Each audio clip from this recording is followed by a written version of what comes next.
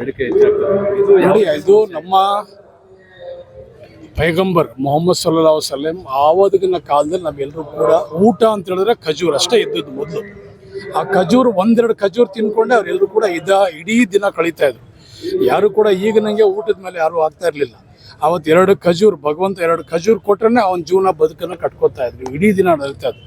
So ಅದೇ ರೀತಿ ಇವತ್ತು ಆ ಖಜೂರು ಒಂದು ಶಕ್ತಿ, ಒಂದು ದೇಹಕ್ಕೆ ಒಂದು ಸ್ಫೂರ್ತಿಯನ್ನು ಕೊಡ್ತದೆ ಅಂತ ನಂಬಿಕೆ ಮೇಲೆ ನಾವೆಲ್ಲರೂ ಕೂಡ ಡ್ರೈ ಫ್ರೂಟ್ಸ್ ನಾವು ಪ್ರಯೋಗ ಮಾಡ್ತೀವಿ. ಇದು ಯುದ್ಧದಿಂದ ಯಾವ ರೀತಿ ಸಮಸ್ಯೆ ಆಗಿದೆ ಸರ್? ಅದು ಕೂಡ ನಾವು ಆಮದೇ ತಾನೇ ಬರ್ಬೋದು. ನಮ್ಮಲ್ಲಿ ಏನು ನಮ್ಮ ಉತ್ಪತ್ತಿ ಇಲ್ಲ. ಇದು ಅರಬ್ ದೇಶದ ಡ್ರೈ ಫ್ರೂಟ್ಸ್ ಏನಿದೆ ಅವರೆಲ್ಲರೂ ಕೂಡ ಅಲ್ಲೇ ಖಜೂರು ಉತ್ಪತ್ತಿ ಆಗುತ್ತೆ ಜಾಸ್ತಿ ಅಲ್ಲೇ. ನಾವೆಲ್ಲ ಮಕ್ಕ ಮದೀನಕ್ಕೆ ಹೋದಾಗೆಲ್ಲ ತೋಟ ಎಲ್ಲ ತೋರಿಸ್ತಾರೆ. ನಮ್ಮ ಪೈಗಂಬರ್ ಎಲ್ಲಿ ತೋಟ ಯಾವ ರೀತಿ ಅವರೆಲ್ಲರೂ ಕೂಡ ಈ ಖಜೂರನ್ನು ಬೆಳೀತಾ ಇದ್ರು, ಯಾವ ರೀತಿ ಮಾಡ್ತಾರಂತೆ. ಇವತ್ತು ಯಾರ್ಯಾರು ಮಕ್ಕ ಮದೀನಕ್ಕೆ ಹೋಗ್ತಾರೋ ಎಲ್ರಿಗೂ ಕೂಡ ಒಂದು ಉದಾಹರಣೆಯನ್ನು ತೋರಿಸ್ತಾರೆ.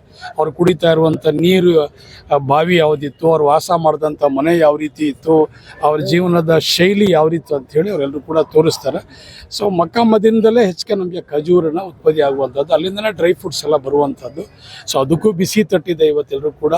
ಆರ್ಥಿಕವಾಗಿಯೂ ಕೂಡ ಭಾಳಷ್ಟು ನಮಗೆಲ್ಲರೂ ಕೂಡ ತೊಂದರೆ ಆಗ್ತಾ ಇದೆ ಇವತ್ತೆಲ್ಲರೂ ಕೂಡ. ಇವತ್ತು ಗ್ಯಾಸ್ ಆಮದು ಮಾಡುವಂಥ ವಸ್ತುಗಳಲ್ಲಿ ನಮ್ಮೆಲ್ಲರೂ ಕೂಡ ಇವತ್ತು ಪೆಟ್ರೋಲ್ ಇರ್ಬೋದು, ಡೀಸೆಲ್ ಇರ್ಬೋದು, ಗ್ಯಾಸ್ ಇರ್ಬೋದು, ಇವೆಲ್ಲವೂ ಕೂಡ ನಮ್ಮ ದೇಶದಲ್ಲಿ ದೊರೆಯುವಂಥ ಇದೆಲ್ಲ ಸುಮಾರು 90 ಭಾಗ 80 ಭಾಗ ನಾವೆಲ್ಲರೂ ಕೂಡ ಹೊರದೇಶದಿಂದ ನಾವೆಲ್ಲರೂ ಕೂಡ ತರಿಸಿ ನಡೆಸ್ತಾ ಇದ್ದಂಥ ಒಂದು ಭಾರತ ದೇಶ ಇದು.